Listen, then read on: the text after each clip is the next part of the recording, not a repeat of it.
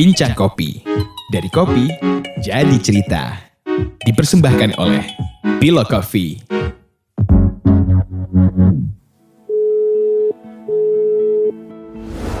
Mbak Juanita, saya Dian ya Mbak. Iya.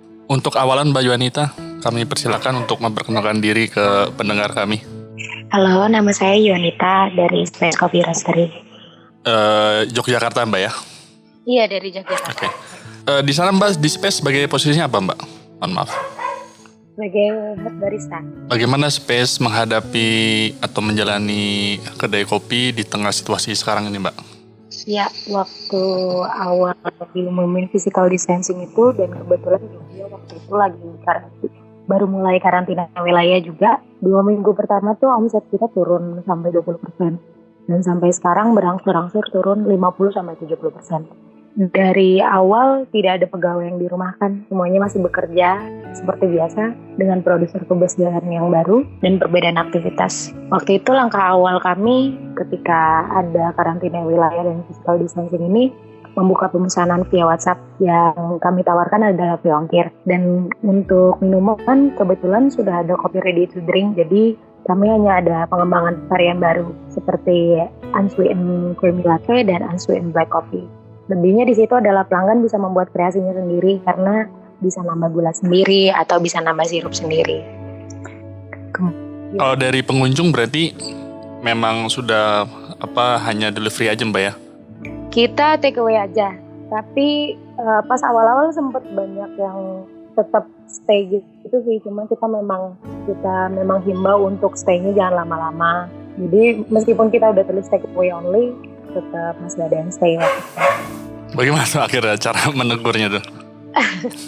Itu nggak masalah sih sebenarnya, soalnya biasanya nggak terlalu susah dibilangin. Tapi mereka sama-sama mengerti lah ya situasinya kan soalnya.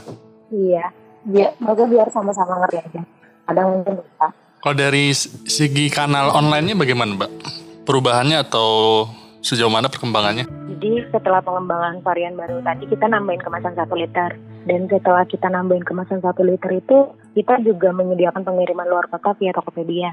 Jadi awalnya kemasan 1 liter kami itu ternyata lumayan banyak yang pengen dari luar kota juga. Makanya kita sediain pengiriman luar kota via Tokopedia. Terus waktu itu kita riset dulu, bedah resep, ganti botol, dan sebagainya. Dan dengan adanya kopi literan ini sejalan sebenarnya dengan misi kami, yaitu masyarakat Indonesia bisa jadi habitual coffee drinker. Semuanya bisa ngopi meskipun di rumah aja. Sebenarnya kalau dilihat secara keseluruhan sih, omset kita masih aman karena ada peningkatan pembelian online tadi, termasuk karena penambahan kopi literan tadi. Pun tetap menurun ya Mbak? Iya, tapi kalau secara keseluruhan, ini kan tadi yang menurun bagian bar aja. Secara keseluruhan sama yang beli online seperti jeansnya dan toolsnya itu masih aman. Ya, gitu. Kan sekarang nih kalau Space juga kan selain kedai kopi juga adalah roastery. Nah sebagai roastery kan sekarang nih udah mulai panen ya. Terus bagaimana tuh Space Roastery melihat situasi sekarang, karena kan mau jual kopi juga tadi kedainya juga banyak yang tutup. Kan mau gak mau ke pelanggan biasa ya atau pelanggan rumahan. Di saat yang sama Space juga kopinya kan banyak yang impor nih. Itu kendala logistiknya bagaimana juga? Apakah mengimpor biji kopinya jadi lebih lama atau ada penghentian dulu sementara sampai kondisinya kondusif atau bagaimana Mbak? Kemarin sih sempat ada kendala waktu kita ngeluarin The Sensory Project yang kemarin ya. Ya. Jadi agak terlambat pengirimannya, terlambat stikernya dan sebagainya. Tapi sejauh ini masih aman sih, belum ada yang sampai keteteran banget. Dan kalau untuk penurunan online, malah ada beberapa kafe yang mereka malah nambah pemesanannya sekarang ini. Dan untuk pembelian online yang karena semakin banyak yang stay di rumah, malah juga semakin banyak yang beli kopinya. Jadi berangsur-angsur mulai membaik ya Mbak? Iya, jadi kalau sekarang aman lah.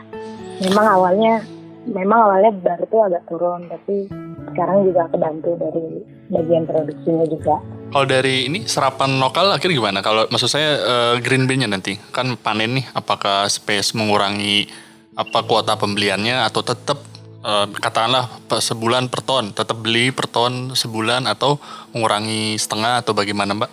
kita sejauh ini nggak ada pengurangan kuota pembelian sih Kak. Dan malah kita ada rencana untuk membantu teman-teman petani yang itu belum saya bisa bicarakan, nanti bakal ada proyeknya lagi. Oh baik. Kalau tadi kan nyinggung sensory project, itu bisa diceritakan bagaimana maksudnya sensory project? Di Sensory Project itu projectnya Homebrewers Indonesia, dan itu nanti biasanya rosternya ganti-ganti sih, dan kebetulan untuk Sensory kalau nggak salah itu kebagian kita lagi yang dapat projectnya. Jadi di The Sensory Project ini dari Homebrewers Indonesia, kopinya kita kasih informasinya sangat sedikit, sangat nggak ada notes-nya, nggak ada apanya. Jadi nanti ada cupping serentaknya, ada formnya, kita bareng-bareng isi formnya. Jadi orang nggak terpaku sama taste notes yang ada di kemasan seperti biasanya. Semua orang bebas. Oh ini rasa ini kayak gitu. Dan makanya namanya The Sensory Project. Dan itu ganti-ganti, nggak selalu Space Coffee Roastery. Sudah jalan berapa kali Mbak? Jalan berapa tahun ya? Kayaknya dari kalau nggak Lama berarti ya? udah lama kayaknya. Tapi kalau yang sekarang nih ada nggak pas masa pandemi ini pengiriman Sensory Project? Selama masa pandemi ini iya, pas awal-awal kemarin malah, makanya kita agak terlambat. Itu ada kenaikan atau penurunan dari peminatnya program ini? Syukurlah enggak sih. Kemarin kita produksi 500 pieces untuk si Sensory Project itu. Nah ini kan pandemik udah lumayan lama Mbak ya berjalannya. 2 bulan lebih atau mungkin 3 bulan.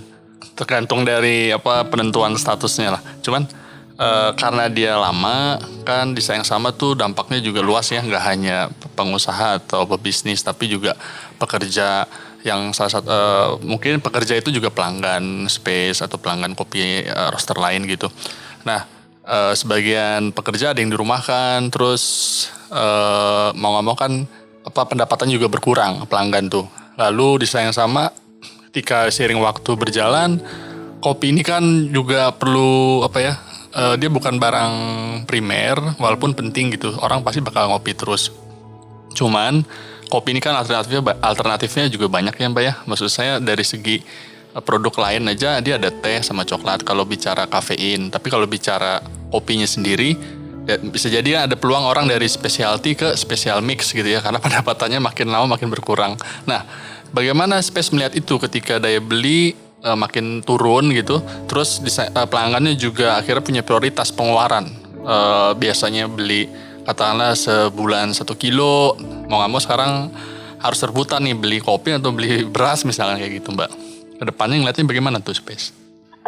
Kita salah satu langkahnya kita keluarin ini sih kopi yang untuk commodity yang biasanya kita peruntukkan untuk program supply untuk kafe. Jadi harganya jauh lebih murah. Jadi seperti 200 gram dapat 35.000 itu ada di Slowbar kita. Kita jual juga di Tokopedia. Kalau di Tokopedia kita memang udah jual lama, tapi karena tadi itu jadi kita pengen jual yang lebih murah. Orang bisa ngopi meskipun nggak terlalu mahal. Jadi kita sediakan pilihan itu. Ada kopi komoditi seperti selain Robusta, full Arabica biasa 50-50, 75-25, dan sejauh ini lumayan banyak sih yang beli, lumayan banyak. Biasanya mereka buat tubruk biasa. Ya soal kan nih ya kalau narasi di kopi, maksud saya kan karena kita di dunia kopi gitu Mbak ya, kan dampaknya juga banyak. Dukung roaster lokal, terus kedai lokal dan sebagainya. Cuma kan di sayang sama nih pelanggan kopinya siapa yang dukung nih gitu kan, malah disuruh beli terus gitu kan. Mereka juga kena dampak gitu kan, perlu dipikirkan dengan baik gitu. Kalau mereka pos pembeliannya berebut sama ini kan susu misalkan, pembelian susu atau pembelian beras pasti makin turun aja gitu kan. Kalau dari kedepannya nanti, maksudnya kalau ini kan panjang nih Mbak, itu Space Roastery nanti antisipasinya bagaimana? Kalau ini sampai katakanlah akhir tahun atau tahun depan malah? Kita rencananya tetap meneruskan kopi literan tadi sih. Dan untuk konten-konten seperti di Instagram, kita akan lebih fokus ke homebrewing. Karena dari awal pelanggan kami yang datang ke Slowbar pun kebanyakan adalah homebrewers. Dan Slowbar menjadi sarana bertukar pikiran, diskusi kopi, sampai obrolan sehari-hari buat mereka. Diskusi dan tukar pikiran yang mereka tadinya dapat di Slowbar, mereka bisa dapat juga sekarang di konten Instagram kami. Jadi memang konten sekarang fokus lebih ke home brewing. Dan kemungkinan pula bakal ada pergeseran kebiasaan sih setelah COVID ini, dilihat dari meningkatnya pemesanan online, ditambah banyak yang menghabiskan waktu bekerja dari rumah sekarang. Akan ada atau bahkan sudah tercipta kultur baru dalam dunia kopi juga pola konsumsinya. Bayangan Mbak akan bagaimana tuh perubahan tersebut? Bakal lebih banyak yang online gini sih, soal orang-orang yang biasanya nggak bisa kerja di rumah, sekarang udah terpaksa kerja di rumah, jadi mungkin nggak akan menghabiskan banyak waktu di coffee shop seperti dulu. Ada yang tadinya memang nggak pernah nyeduh sama sekali, sudah bergeser jadi home brewer gitu. Dan masih banyak hal-hal yang masih belum bisa kita prediksi nantinya bakal kayak gimana. Makanya ini waktu yang tepat sih buat coffee shop itu ambil attention customer, jangan cuma ikut-ikutan karena bakal saturated nanti pasarnya. Baiknya menunjukkan warna mereka gitu, stand for what purpose, karena bakal banyak banget pilihan coffee shop setelah ini, dan sedangkan kita belum bisa prediksi nanti pola konsumsi dan kultur baru ini bakal kayak gimana. Terkait warna itu kira-kira bagaimana ya yang dimaksud oleh Space, warna khas dari suatu kedai kopi itu? Lebih ke karakter sih, lebih ke karakternya suatu kedai. Karena saya pun waktu jadi customer ada kalanya misalnya mikirin suatu coffee shop, terus beberapa hal pertama apa yang kita kepikiran tentang coffee shop itu. Tapi ada kalanya juga beberapa tempat yang kita nggak bisa kepikiran apa-apa karena mereka nggak punya karakter, cuma kayak yang ikut-ikutan biasa seperti kafe pada umumnya lah. Dan apa sih namanya? Itu yang susah, kita mencari karakter dari kafe kita sendiri, coffee shop kita sendiri. Kendalanya biasanya apa tuh Mbak? Kalau kita membangun suatu kedai yang berkarakter gitu, kan selain butuh tenaga, kesabaran juga kayaknya, kan butuh waktu ya. Bisa cerita pengalaman Mbak selama ini bagaimana tuh membangun karakter Space Roastery bersama tim kerja Mbak?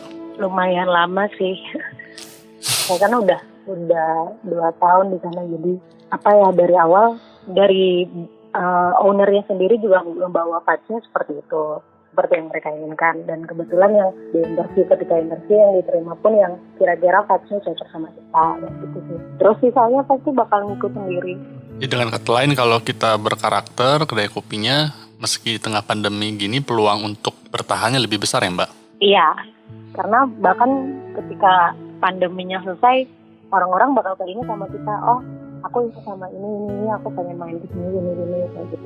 Kalau nanti perubahannya benar-benar membuat orang jadi jarang berkunjung ke kedai kopi, nah Mbak ini kan sebagai barista gitu, head barista, lebih nyaman mana Mbak? Melayani pelanggan ramai datang ke toko gitu, atau situasi sekarang yang semuanya serba online? Kalau dari segi personal Mbak sebagai barista? Saya terus terang kangen banget Mas ngelayanin pelanggan dari slow bar, sambil nyeduh, sambil ngobrol, atau di kasir nanya keseharian mereka. Macam kemarin abis wisuda, abis ini nanya keseharian mereka, dan itu seru banget. Dan memang yang dulu bikin saya jatuh cinta sama dunia kopi ya salah satunya karena di Jogja saya bisa menemukan hospitality yang seperti itu. Makanya itu yang selalu saya tanamkan ketika saya bekerja, saya pengen yang kayak gitu, dan ternyata enjoy banget ngelakuinnya. Meskipun kita lagi bete, kadang-kadang ketemu orang, mereka cerita tentang kesehariannya, cerita tentang berbagi tentang kebahagiaan mereka hari itu senang banget sih. Dan ternyata sekarang meskipun keadaannya lagi kayak gini, kita kan jual kopi literan dan bisa refill juga. Waktu teman-teman pelanggan datang cuma mau refill kopi, kita tetap bisa catch up yang kayak gitu. Jadi dimanapun yang terjadi nanti, saya senang bisa ketemu pelanggan, dan memang sangat bakal sayang banget sih kalau nggak sebanyak dulu yang duduk di slow bar, karena nggak ada yang bisa gantiin senengnya itu. Ya semoga nanti kalau pulih kita benar-benar bisa berinteraksi Mbak ya, kadang benar juga tuh kalau nggak bertemu jadi malah tadi ya yang membuat jatuh cintanya malah jadi hilang Mbak ya, karena kan padahal sebagian besar orang jatuh cinta sama dunia kopi karena interaksinya tadi ya. Iya betul. Apa yang paling Mbak merasa berat Mbak dan tim bekerja di situasi sekarang nih Mbak? Kan ini pandemi ini juga bikin cemas Mbak ya, makin banyak orang juga rasa cemas, khawatir, mau nggak mau kan itu kesehatan mental juga berpengaruh Mbak ya.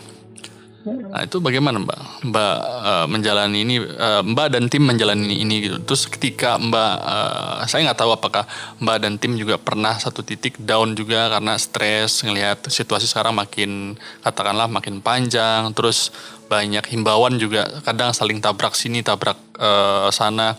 Sebagai warga mungkin jadi bingung mau ngikutin yang mana gitu kan. Kira-kira pernah ngalamin kayak gitu, terus bagaimana Mbak ngatasinnya? Tapi ya yang kita akuin paling berat ya udah nggak ketemu customer itu lagi sih.